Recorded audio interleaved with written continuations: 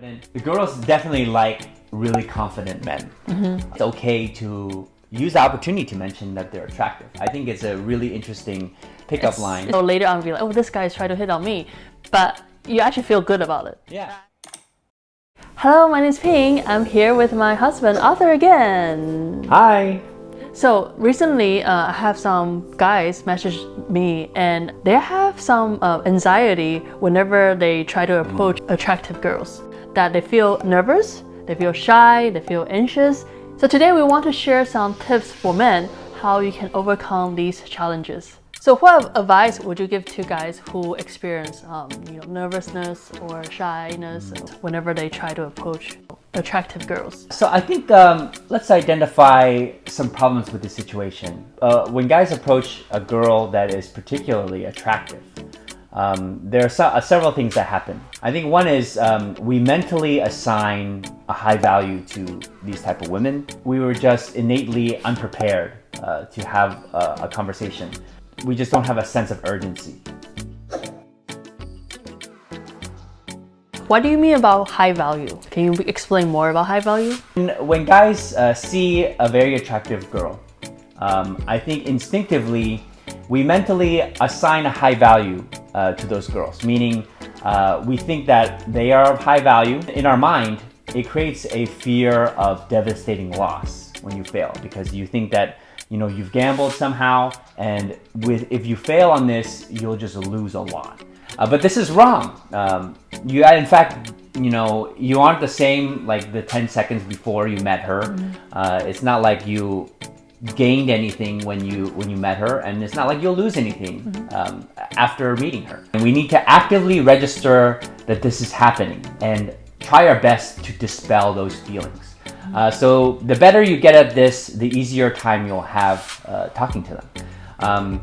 And I like to also say that if you do fumble and you do make a mistake, I think it's okay to use the opportunity to mention that they're attractive. I think it's a really interesting pickup line. It's quite flattering if someone just say straight up and say, oh yeah, I find you really attractive. It's more like if you make a mistake and you say the wrong things, like, oh shoot, I shouldn't have said that. Instead of thinking that in your head, you say, oh sorry, I'm so nervous. I'm just nervous because you're very attractive. And so I think that's... I'm trying my best, and it'll make her laugh a little. Yeah. I think it's an interesting way to pick yourself back up. But but I feel like from girls' side, when a guy said that, it's nice. It's actually a compliment, and even though later on be like, oh, this guy is trying to hit on me, but you actually feel good about it. Yeah, I have to say that.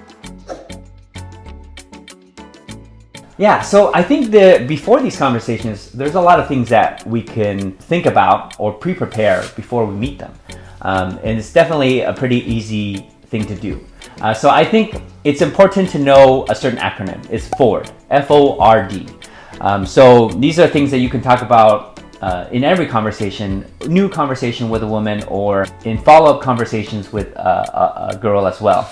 And that's friends and family. So you can always talk about their family, where they come from, where they're living, that kind of thing. Another one is their occupation.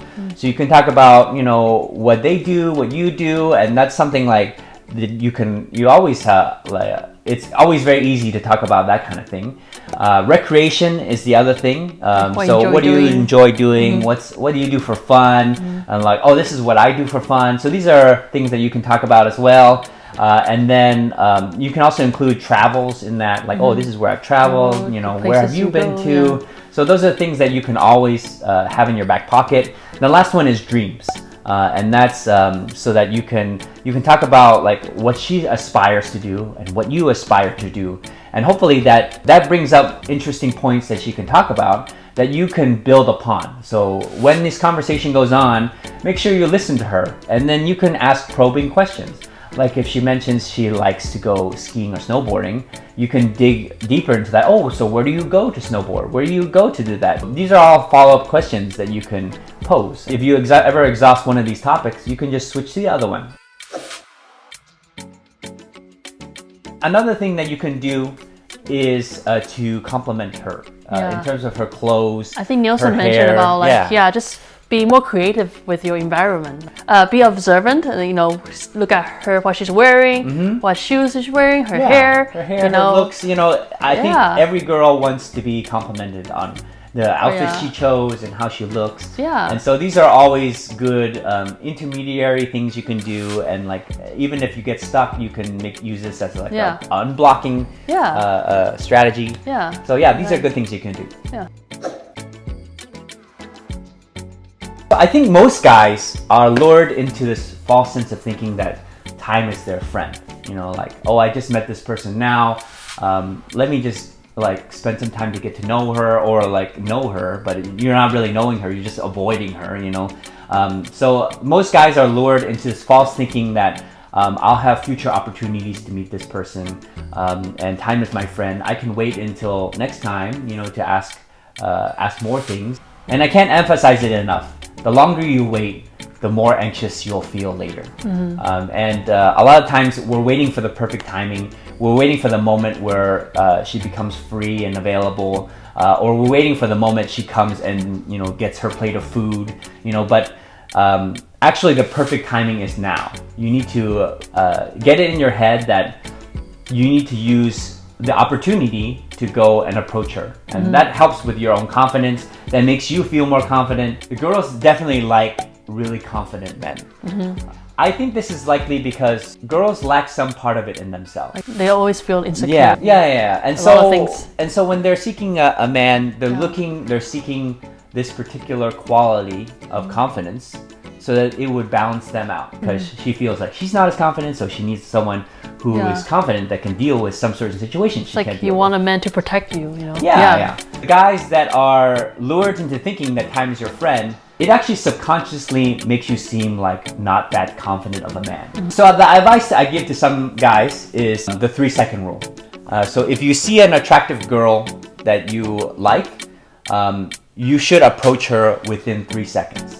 In reality, if you're the one to approach a girl within 3 seconds, she views that as confidence. And obviously you don't use this opportunity to say strange things.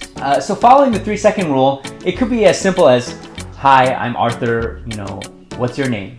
And then you can start going right into forward, you know, like, oh, so are you from around here? Like, is your family from around here? And so you can go right into prepared topics. It actually creates more opportunities for her to reciprocate. Yeah, like she'll come back to you later, maybe. She said she feels more comfortable, has, you know, some opening conversations, and then later on, like when you guys see each other, you guys will like continue with the conversation you guys finished earlier. For guys that are going after the 9 or the 10, I just gotta let you know that these women have a lot of options. What's gonna make her choose you?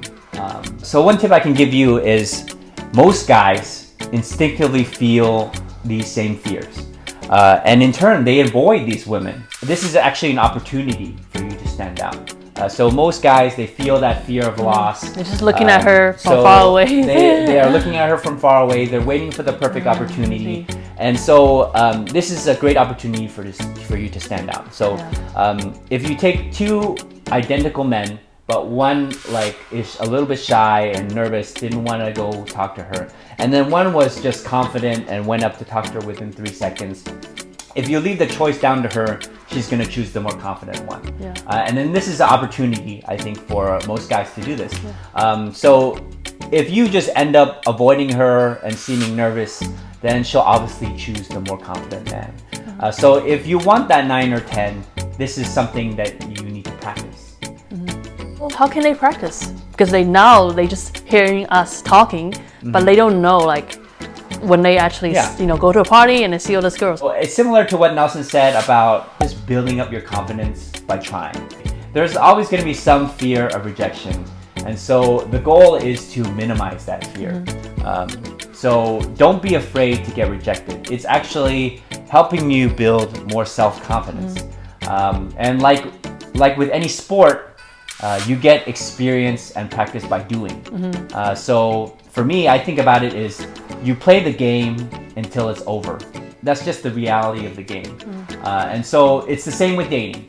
So dating can get really tense, but And these kind of moments where you're meeting this attractive girl, it can get really tense, but you gotta play until it's over. And I like to say, like, just do your best. Keep trying. Keep trying. Especially if you have opportunities with attractive girls, use my 3-second rule. Go talk to them.